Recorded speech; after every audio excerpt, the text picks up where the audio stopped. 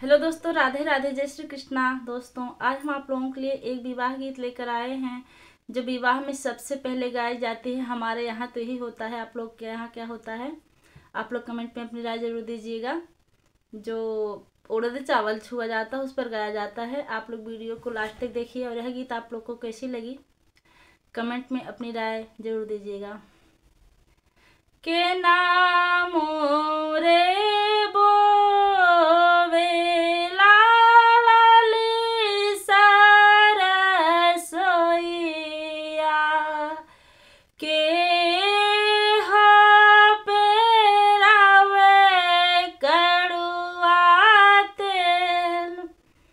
के नाम रे बोवेला लाली सरसोईया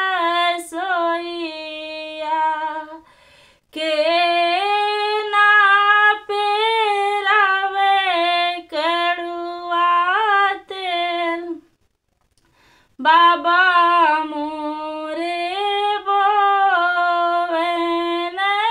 लाली सरसोईया